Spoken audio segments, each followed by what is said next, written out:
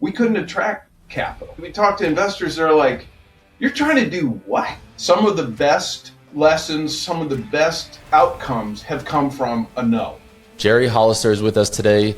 He's an executive consultant and co-owner of BBC Entrepreneurial Training and Consulting, a Navy veteran, former COO, and someone who has helped innovative startups win awards, navigate government funding, and unlock real growth opportunities. No's can sometimes be, and in my life, they've certainly been some of the points that have led me into a better place. Pressure comes from within.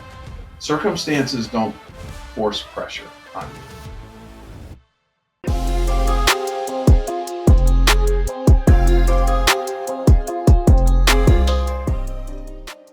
Welcome to the Growth Under Pressure podcast, sponsored by Adapt CFO. I'm your host, Eric Josovitz. Most founders think the only way to grow is to raise capital and give up equity. But today's guest has helped companies secure more than $500 million in non-dilutive federal funding without going down that path. Jerry Hollister is with us today. He's an executive consultant and co-owner of BBC Entrepreneurial Training and Consulting, a Navy veteran, former COO, and someone who has helped innovative startups win awards, navigate government funding, and unlock real growth opportunities. Jerry, great to have you here. Thanks, Eric. It's a real pleasure. Appreciate it. Absolutely. I've been really looking forward to this conversation. So a lot of founders chase venture capital right away, but you've spent years helping these companies grow with non-dilutive funding.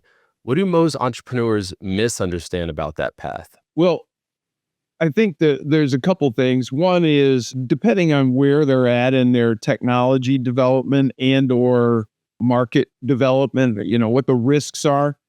What I found is the higher the risk in either of those areas, whether it's it's still highly risky technically to implement whatever this new idea or new technology is, or they haven't made good market penetration. They're just trying to figure it out. Private capital, whether it's VC, private equity, angel, family offices, any of those private funding sources are going to be very, very hands-off, unless you have like a rich uncle or something like that. But aside from that, it's going to be very, very difficult for these technology companies to attract private capital. And so often the only recourse that early stage or even, highly risky technology developers have is with non-dilutive funding. That's great. So it sounds like VCs they can be hands-off. They can be hands-on depending on the level of funding.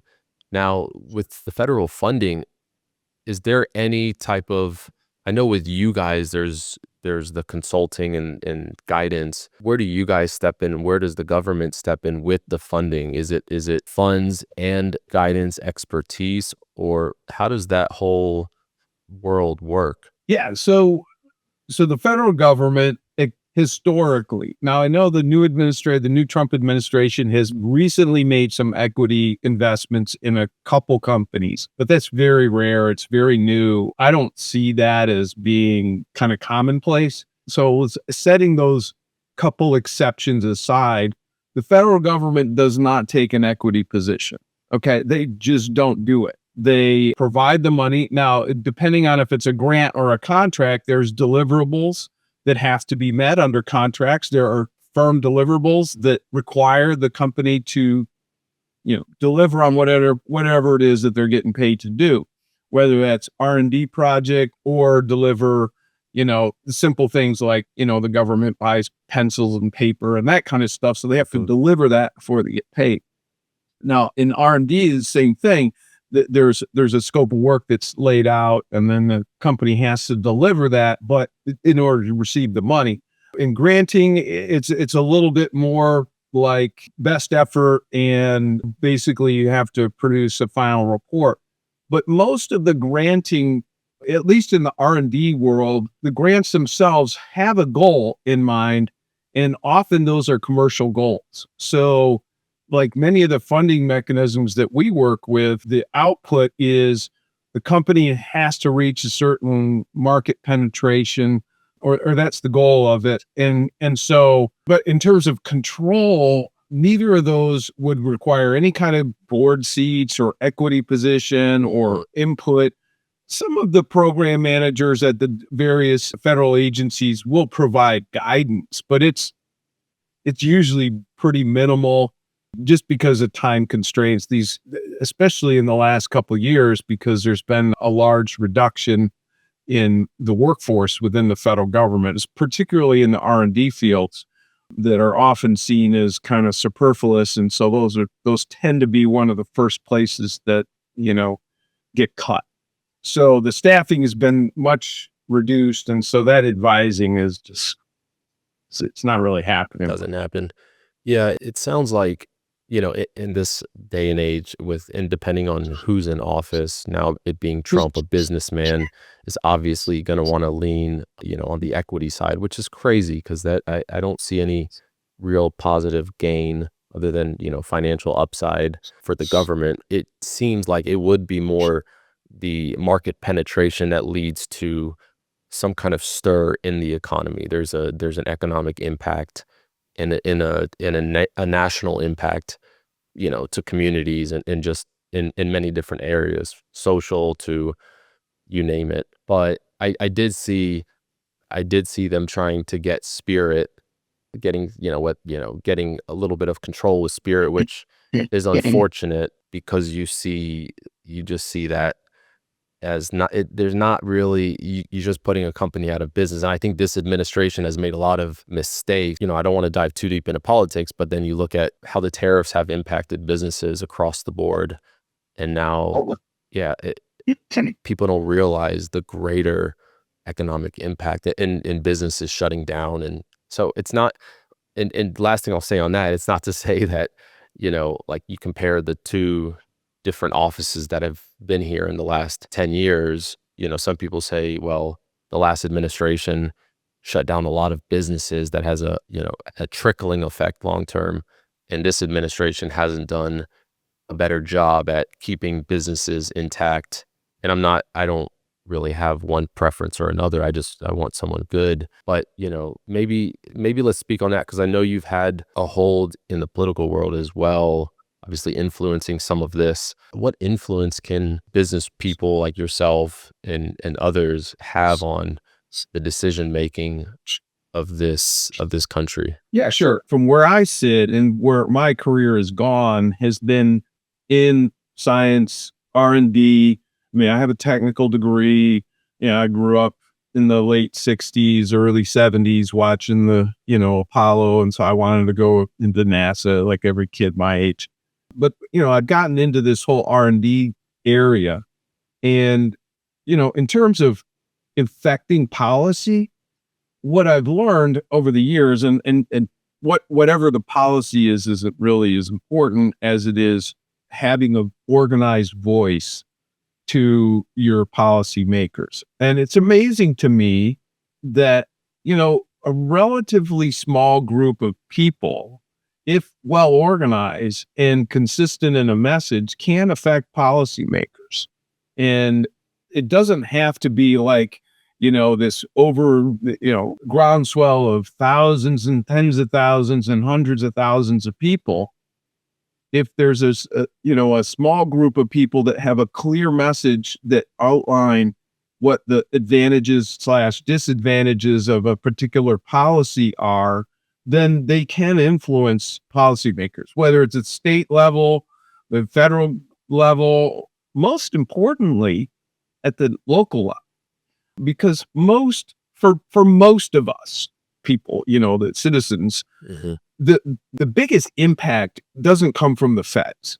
I mean, unless you're a federal, you work for the federal government or you're depending on federal funds, that's one thing. But for the most part, most of us don't. And it's the state and local level is where, the school boards affect how your kids are, go to school, and the mayor and the city council affect whether your trash gets picked up. I mean, it's the day-to-day stuff that really gets affected.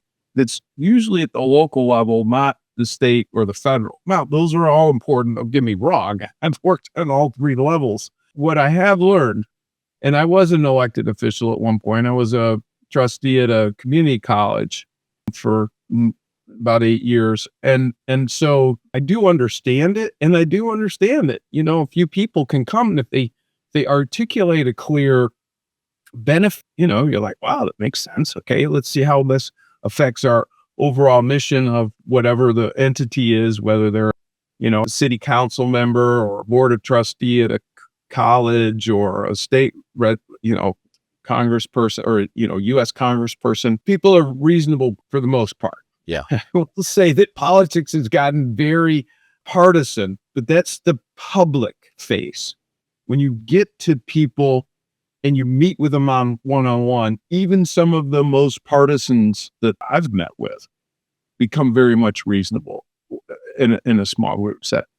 Yeah, I think it's very important to get to someone's level and Yeah. speak to them here, not from this state, above them, or thinking that you have to go around them or you're better. And I think that the most impact, like you said, comes from the communities that you're in to start with. And it sounds like you've had that impact at least a little bit. I do want to circle back on the funding stuff.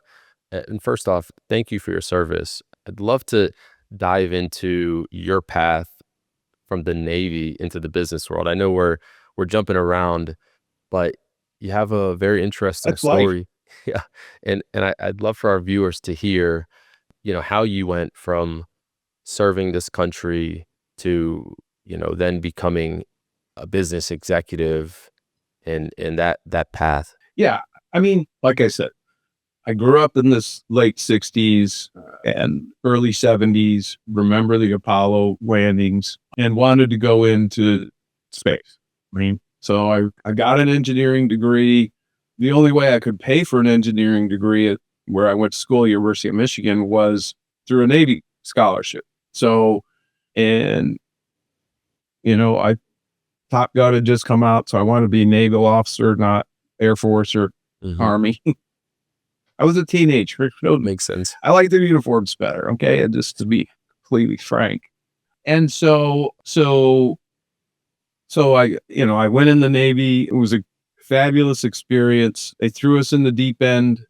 You get commissioned. Now you're in charge of these, groups of people that are much more experienced. You're 22 years old and you're in charge of this group of people, of 40, 50 people that have got 10, 15, 20, 30 years of experience. You got 1 week.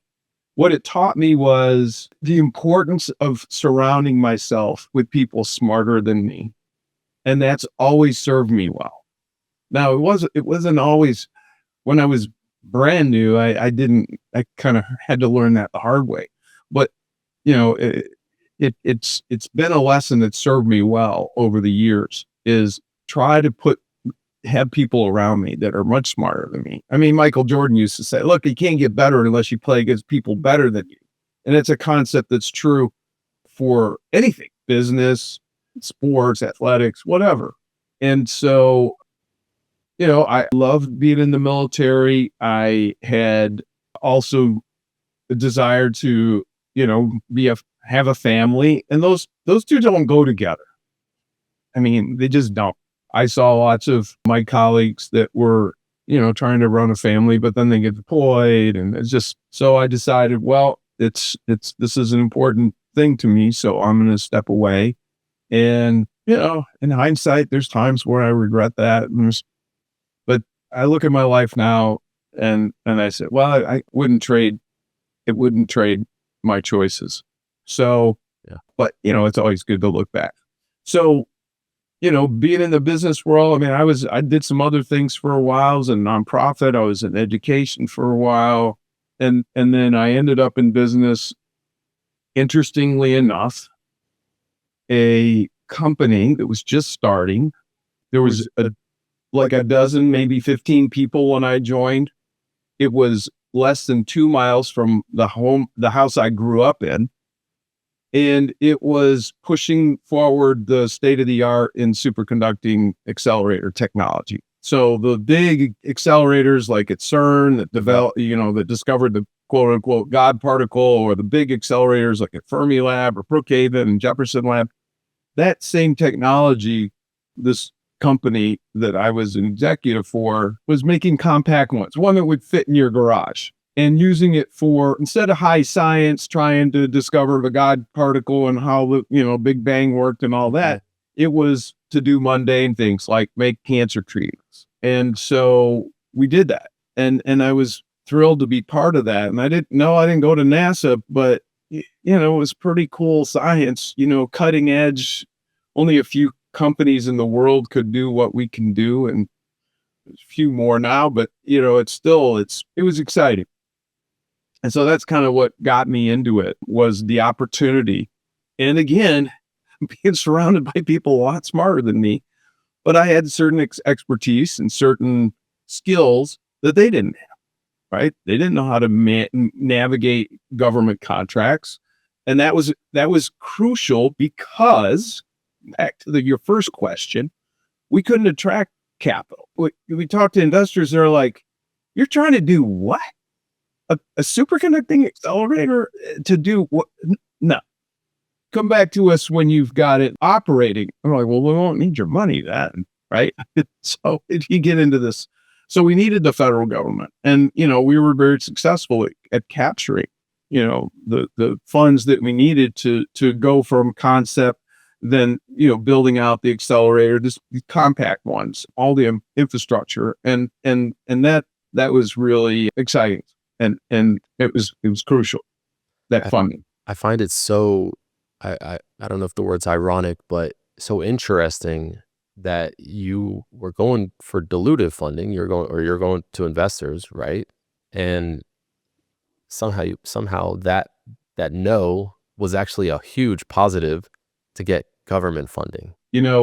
It's funny because I know you're going to ask me about growth under pressure and all that. So, and I'm looking forward to that. But yeah, I'm just going to dive in, because some of the best lessons, some of the best outcomes have come from a no.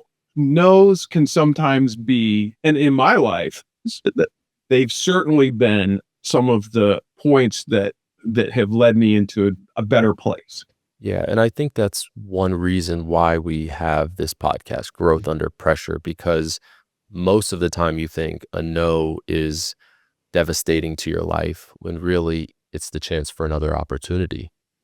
It opens up the area for something bigger to fit in. And for me as well, anytime those no's have happened, or, drastic changes, something bigger has filled that gap. And you don't always have to fill the gap. Like, you can still figure things out and go into different paths. But yeah, it's just interesting how that works. For sure. I want to speak on your childhood and the ambition and, watching those movies, bringing that. Of course, you need to have discipline, but if you didn't watch those movies, if you didn't, and I'm a father of 3 as well. And how many kids do you have? 2. And as you know, there's a balance. You don't want them to watch too much. You need to select what they're going to watch. But it is completely true that the ambitious space flying movies that you watched, Top Gun and all of the movies, have shaped your just your ability to pursue these new innovative opportunities. Of course, you've stayed consistent across careers, but now coming to this, where you're at today has been a culmination of starting from that, little boy and just being a dreamer, right? Like, and let me ask you, when you think back to your childhood, was there something other than that also influenced you to drive your success? I mean, I was always good at math. So, science and technology was fascinating to me. And, as a young kid, and I wasn't even watching movies. I was watching it a lot, right? Because in 72, I was 7. So, we were watching it live. It wasn't just the movies. No, I have my soul's movie side. Absolutely. And that's why Yoda. But would huddle around the TV all together. Oh yeah, it was super wild and cool. And anyway, Yeah, I mean, it was always something that fascinated me, and technologies and how we were gonna continue to advance. I didn't know it then, but looking back at it now, having been in this for almost 40 years now, I just 39 years ago, I graduated from college. Just this week was my anniversary. I look back at it now, and what's driven our economy since World War II, really, and basically the buildup or the war, the effort, the whole industrial effort, and then subsequently has been the consistent push that of technology and advancements leading to consumer products, solutions. It's all that kind of stuff. That's what's really enabled us as Americans to kind of be at the forefront, is all the investment in technology. And so why I feel so impassioned about keeping this funding, and that's why I got involved for the last 2 years working with Congress. There's an old saying for farmers: don't eat your seed corn, right? If you eat your seed corn, you maybe fill your belly today, but you won't in the future. And so we were so insistent that we cannot cut this R&D funding, because that's what's kept us ahead of our competitors across the world for decades.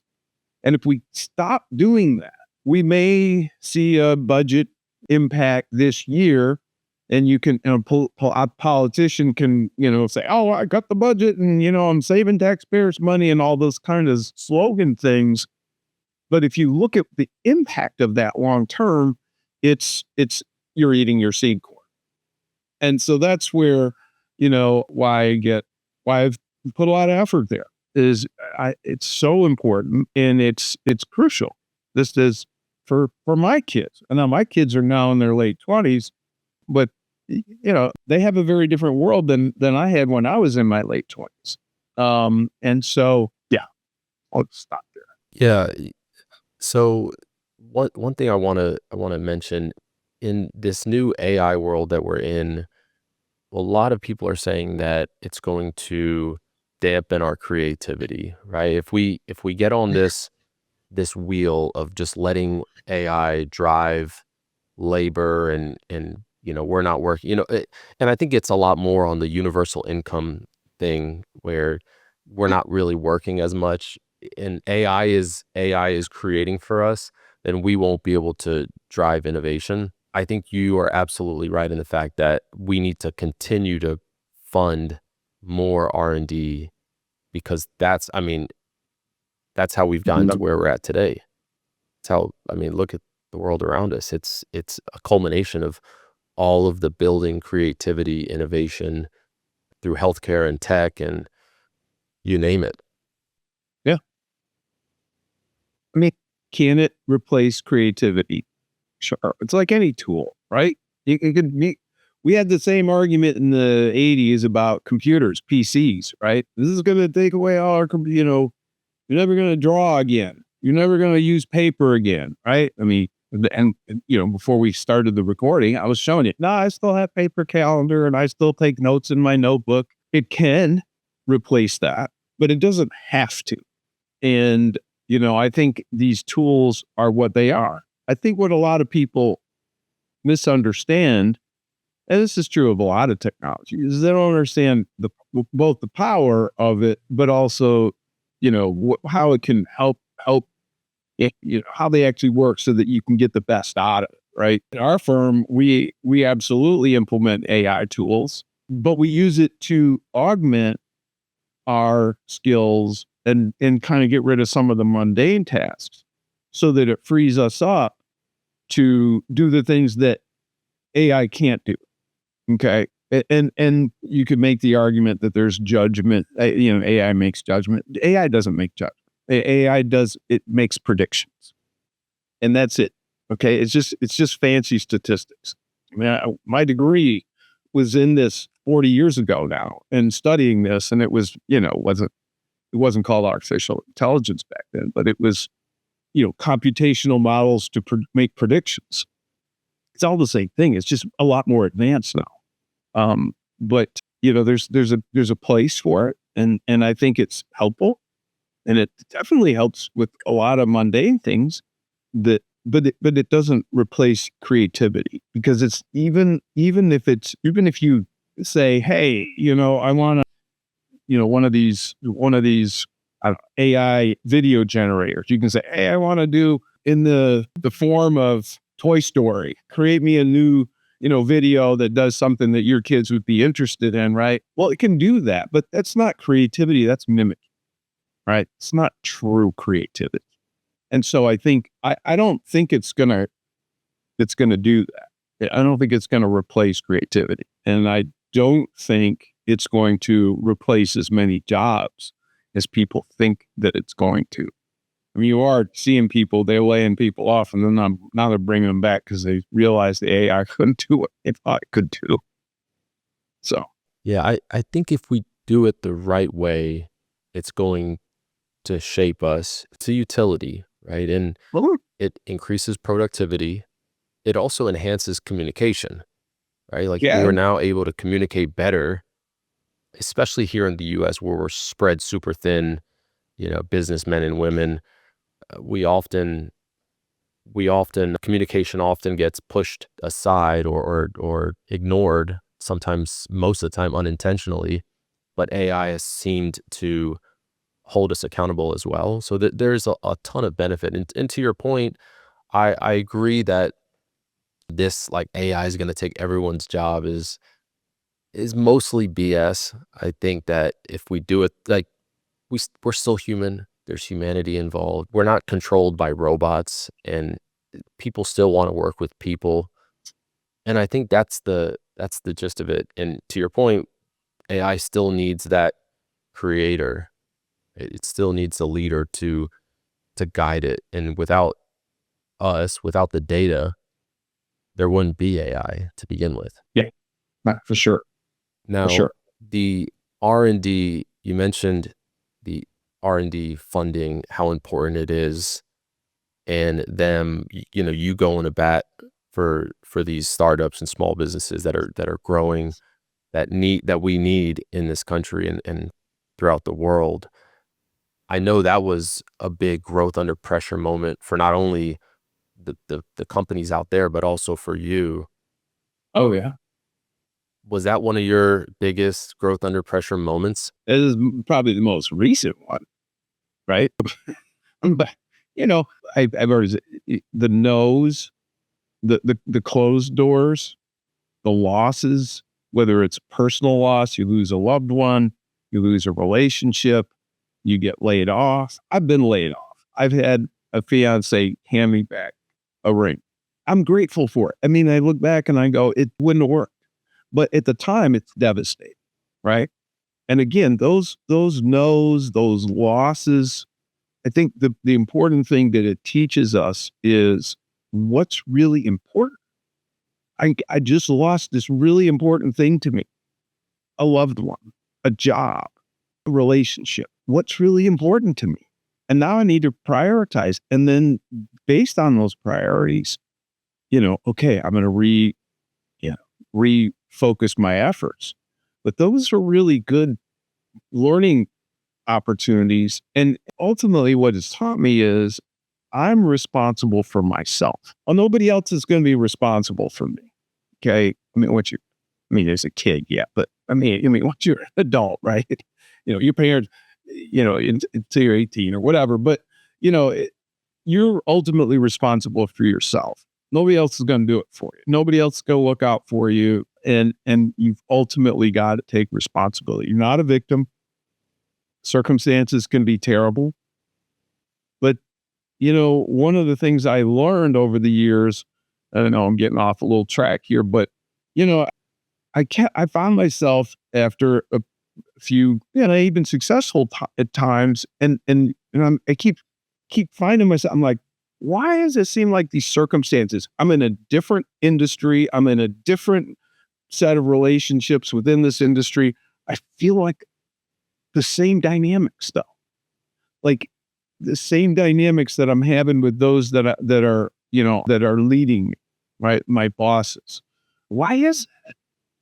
And then ultimately I had to look and say, well, the thing is, in any change, no matter whether it's you cut off a relationship, you quit a job and start a new one, you move states. I've lived in 9 states.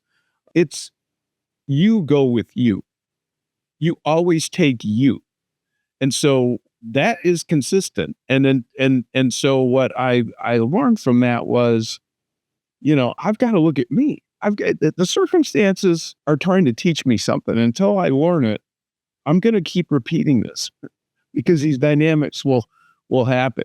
And so, that's to me the real growth under pressure is, understanding that the pressures that I'm feeling. And specifically, you asked about this funding mechanism. So, in September of last year, September 30th, the program that our firm works in, this early stage technology funding, it's a $5 billion a year program, came to an end. Congress has to reauthorize it occasionally, every few years, and the authorization ended. And so, our revenue started dropping just as a firm, right? More importantly, the companies that we serve now, they're running out of money and these are we're not eating our seed corn here. We're feeding, we're seeding these companies. Well, there's no seed corn now, so we can't even eat the seed corn because there isn't any. So they're starving. And it was long-term effects are unclear. But I know lots of companies went out of business. They had to lay people off. We had to lay a couple people off. And that pressure, even though I had been working for several months prior to this with Congress, doing education, getting people on board, understanding the importance of this long-term, you don't see results for several years, if not decades, but it will pay off in the end. And to stop doing it will be, devastating. So, those pressures, again, they're real. But what I come back to is, what is it that, what's important? What are my priorities? What do I need to do to, adjust to the circumstances? But mostly it's look inside, right? And see, what is it that's really most important to me? And how is this pressure forcing me to take responsibility for myself? I'm not a victim. It's not, okay, Congress didn't do what they said they were going to do. Okay, well, I can't change that, but I can change how I respond. And that's all I can do is respond. And that's not easy, but it's the only thing I can do to stay moving forward, right? If I just shut down and go, well, didn't do what they said they were going to do, throw up your arms and just, you can shut down, but that doesn't help anything either. How important is it to know what's important to you? How important is it in these situations to make your decisions based on feel and what's important? Yeah. So, we all feel lots of pressures, right? Pressure to succeed, pressure to, serve the shareholders, or, pressure to keep your employees employed, make payroll, all those, pressures to look good, succeed, climb all sorts of, feel all sorts of pressures. I think the thing that I learned and it's exhausting, it causes us to do all sorts of strange things, right? We stay at work late, and that puts pressure on our family, and that puts pressure with your spouse. You don't get to see the kids' game. You do all sorts of things that you go, wait a minute, what is really important to me here, right? And we've done that. I've done it. But what I've learned is pressure comes from within. Circumstances don't force pressure on me. They're a stimulus, but the pressure comes from within. And if I feel out of control, it's because I'm letting this affect me, versus recognizing that the only pressure that really is from within, because I've done all the things you're supposed to do, right? And I still got laid off. So then it goes away, and then you're like, okay, well, that didn't work.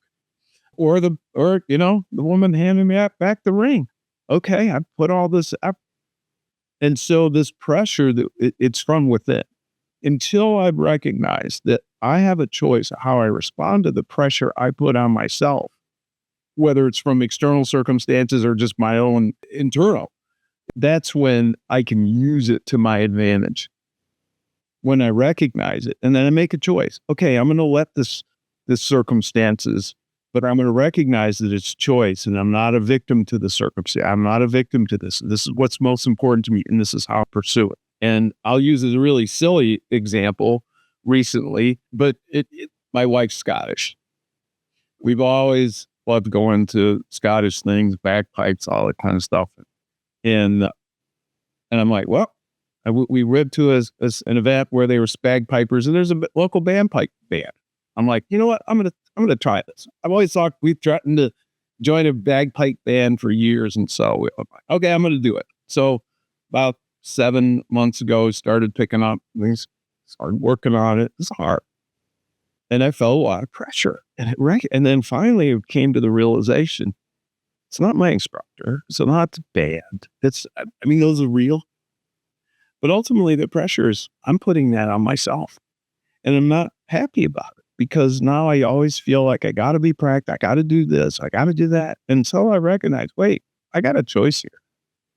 It's just not the right time for me, and I had to walk away. But that again, it taught me that. You think, I'm 61 years old now. You think I learned that lesson over the years, but we're always learning these lessons in different kinds of ways. But it helped me to evaluate, okay, what's important? What's my priorities? I want to spend time with my wife. I want to spend time with my kids. My son lives only 5 miles from here. And my daughter lives up in Boston. So that's, an hour and a half train ride. But those are the things that I want to do. I got to go see my brothers and my dad. And those are what's important. And yeah, it'd be fun to play in a band, but what it's going to take is not the priority. So I had to cut it loose. And I'm sad about that. Maybe I'll come back to it when I retire. Hope to. But we'll see. But you're prioritizing what's important in your life and shifting the pressure to the things you want to feel the pressure on. You want to feel the pressure on, your family and business, and hey, it's okay. You don't have to force pressure on yourself. You can make that. Well, and the thing is, when you decide that, then it's not pressure. Then the pressure doesn't feel like pressure. It's a motivator because I've made that choice. Nobody chose this for me. Boss didn't call me and say, you need to work 50, 60, 80 hours. I made the choice. And it's a motivator now. It's not exhausting. It's helpful because it's me. It's my choice. This is what I want to do. This is what's important to me. So I'm motivated. I get up early. I work late or whatever it is because it's important to me. Or I go and I'll stay out late with my son, which I usually don't stay out late because it was enjoyable and I want to do that, right? And so that's how you flip it on its head. But it's not easy. Yeah, exactly. How do you make a diamond? A lot of pressure on carbon, right? So it can help you if you make the decision, but you got to embrace it. A lot of founders, and I know you believe this, and I've seen this, I have firsthand, but a lot of founders, they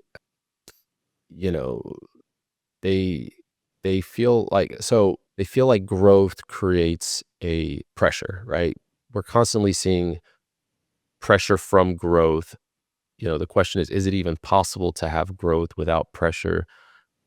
Probably not. If it's scalable, if it's actually scaling, maybe some linear growth, you can be consistent and not feel that pressure. But I feel like, sustainable growth versus dangerous growth is a different beast in itself. And for context, going back to the type of work that you do, it's all R&D. It's mostly building, right? It's not eating your seed corn is talking about putting in without, you're not reaping with what you sown yet.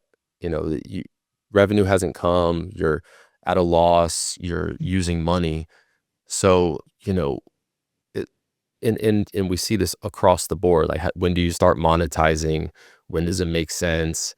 Do I stop what I'm doing right now? Do I stop the R&D? It's at a good point, so we can now monetize. But yeah, I do feel like founders sometimes mistake momentum for stability when really they're not there yet. So I know I'm saying a lot. On the flip side of easing the pressure, when is it important to push the pressure to its limits? And of course, everyone's at a different stage of life. But when is it to say, hey, you know what? We need to put some fuel on the fire and turn up the heat on this one. Yeah. So, I mean, as a leader, as a man, as somebody that's leading other people, like, at first I got to deal with myself, right? That's what we just been talking about. But then there's, how do you incentivize those that you're leading? I learned this in the military. I was 22 years old. I was an officer. I'm now in charge of these people that know how to do what we're supposed to be doing. I don't know what I'm doing. How can I know? I've never been in the military before. I mean, yeah, I was in ROTC, but it's fine. I mean, you don't really know until you're in the shoes, right? And so we had positional authority.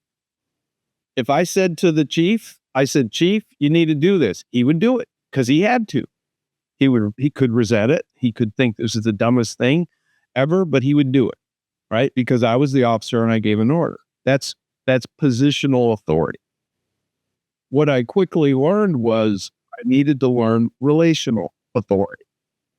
And that is, I'd get advice, I would get input, I would get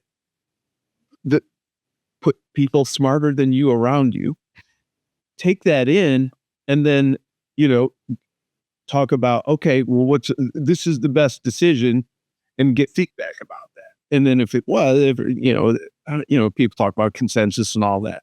It doesn't have to take committees and all. It can be pretty quick. You're good at it. But relational authority is the only thing that's sustainable, in my opinion and in my experience.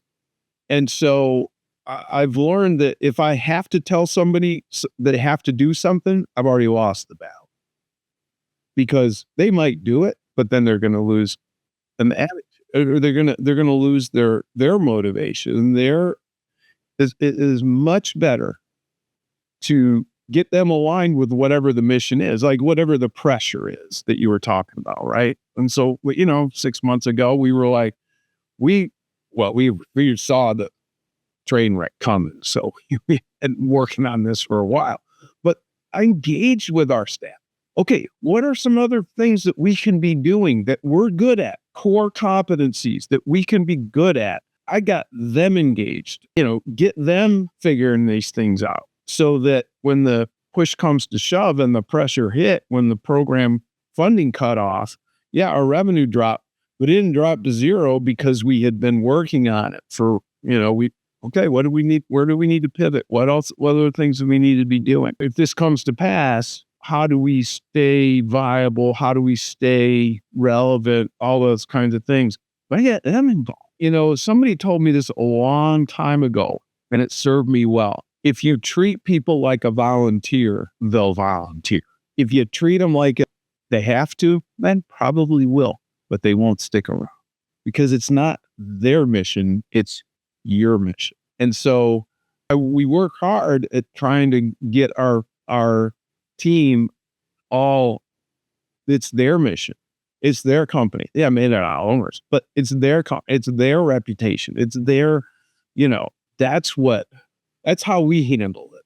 And that kind of mentality of leadership has served me really well over the years, which leads me to a different point. You'll ask me, maybe you won't. But Give it to me. how do I hire people? How do you hire people? So this is going to probably surprise a lot of people. I don't look at experience. I learned this from the superconducting company. I had to. There was nobody in the world we could hire that had 20 years of experience in superconducting accelerators. They all worked at the national labs, whether it was in the US or overseas. And nobody wanted to leave the national labs because we were a startup. We didn't have the money to pay them what they were getting paid there. So there's no way they were going to do that. So we had to hire. So I learned this. I'm like, well, we got to hire really smart people. They can catch on quickly. So that's important. And so that's the first thing, aptitude. How high is the ceiling of this person? What's their capabilities? And then secondly, attitude. What's their attitude? Because you can get an old codger that's been, I learned this in the military, you get somebody that they've been around a long time, got a lot of experience, so they got a lousy attitude, and it can affect everybody. Now, I've learned that in business too. It's not just the military. So, people with a good attitude. Now, that has to be fed. And that's what I was just talking about, pulling them in, getting them, it's their mission, all that kind of stuff. But that's to me, if you got somebody that's got a high aptitude and they've got a great attitude, you can throw anything at them. They may not know the first thing about whatever it is you just threw at them, but they're going to figure it out. Whether they use an AI tool or they use or whatever, they'll figure it out because they got a great attitude and they're really wicked smart. And then last I look at experience, but usually experience is not, it is what it is, right? I mean, Yeah. What Yogi Bear say, it takes 10 years to get 10 years experience. So, you can't rush it, but you can certainly, if you got somebody with a high aptitude and a great attitude, they don't need experience. It helps, but it's not necessary. And I'd rather have those really smart people that have a great attitude. And it's, again, served me well over the years. Yeah, they're going to fight to make sure something happens. Exactly. The theme across the board, I love this, that, pressure comes from within. I feel like it's now full circle from hiring to internal to team collaboration. Everyone needs to have that willpower. And you are absolutely right about the attitude piece, that you have to have that. I've hired one person specifically that I'm thinking about, IQ level off the charts. I was like, this guy is smart and he's got a ton of experience, but the attitude wasn't there. And I took a flyer on him. Unfortunately, he lasted 2 months. He could not focus. He could not stay organized. Who knows what else he was doing on the side, but the attitude. And now we have someone in that same role with a really strong attitude, good person, great heart, willpower, and that is, the experience is there as well, but yeah, you can't replace it. And so you're going to ask me at some point about metrics. What do I measure? Yeah, what are your, let's jump into a rapid fire. What are the key metrics you check every day or every week without fail? Attitude. Seriously, Can you measure it? I measure. I don't. Qualitatively or quantitatively? Qualitatively. How can you measure attitude quantitatively? That's what I was. Form every week. What's my feel? How are you feeling on a scale of 1 to 10? Yeah, I mean, we could do that. I know some gurus talk about that. I don't. Whatever. Maybe. I don't know. I'm not interested. But that goes back to the human element. You need to meet Exactly. them on their level. Yeah. It's funny because somebody asked me that very similar question, because I was doing a training and these people and I'm like, look, they asked me this. Well, who do you hire? I'm like, well, this is how I hire. And they go, well, how do you judge attitude? I'm like, well, it's kind of like ugly. I can't define it, but I know it when I see it, right? I know a good attitude when I see it. You can feel it. You can sense it. You can also sense when somebody's got a bad attitude. How do you define it? I mean, you can put labels on it and all that kind of stuff, they're passive aggressive and all those kinds of things. I mean, anger. I mean, there's obviously things that you can do, but I spend a lot of time talking with our staff, and we're distributed. So we have to do like Zoom and chats and calls and all that. But just like yours, I just saw your thing the other day. You just went to Vietnam.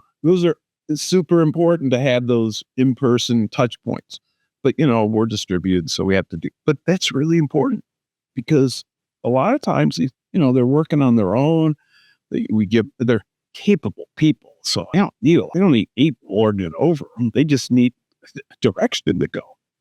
But that's really what I measure. And it's touchy feely. There's a book. I don't know if you've heard of it. Jerry Mueller wrote a book called The Tyranny of Metrics. And, look, I'm an engineer. I'm a systems engineer as my degrees. Okay. And so I like to measure stuff. I mean, I got checklists all over the place. I mean, I love to do that. Right. But what I've also learned is even the best thought through metrics can oftentimes bring unintended results. And if you just kind of throw some metrics out there, KPIs, I know all the kinds,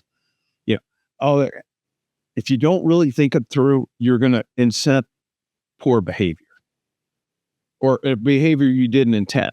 And a classic example was the No Child Left Behind, right? Great. Who could argue with that, right? I mean, I think it's a great, but the way that it was implemented, where the teachers got graded on how the kids did on the standardized score, what happened? They started teaching to the test instead of teaching to learn or teaching how to think. And so you got now this totally different outcome than what you were expecting because the measurement itself was, how do you measure? You have to do some sort of testing, right? Well, maybe not. Maybe it's an essay. I'm not an educator, so I'm speaking way out of my league. But the point is, the poor metrics or even good metrics can incent the wrong behavior. I've done it. We game the system, supposed to have a certain whatever, and so you do something, unethical, where you're like, we need to make this certain, sales goal, and so I'm going to sneak in something that's it's not really closed yet or whatever, but I'm going to report. I mean, people do that. I mean, we've all made mistakes like that because you feel the pressure and you don't make the right choice. So, yeah. Well, I like that just perspective. I just measure attitude. Yeah, I mean, I'm in finance and accounting. KPIs are so relevant to what we do, and I think so highly of them. But that point really is making me think about it differently, that potentially KPIs are overrated. And I'm going to sit on that. Jerry, this was an incredible conversation. Where can people connect with you or learn more about your work? Yeah, sure. LinkedIn, Jerry Hollister. You can just look me up. BBC Entrepreneurial Training and Consulting. That's full. You did a great job with it. Yeah, happy to connect. And I post a lot about the program that we work in and some other thoughts too, like some of these thoughts I've just shared.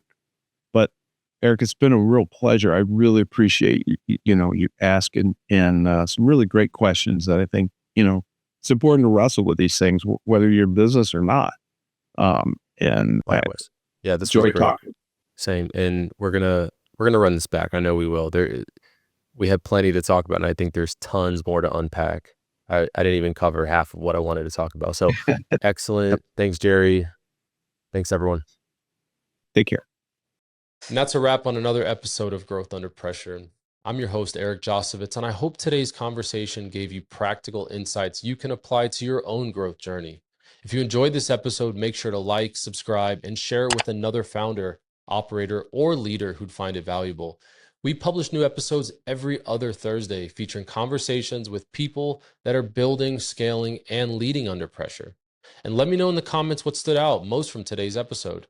I'd love to hear your thoughts. Thanks for tuning in. And until next time, keep pushing, keep growing, and I'll see you on the next episode of Growth Under Pressure.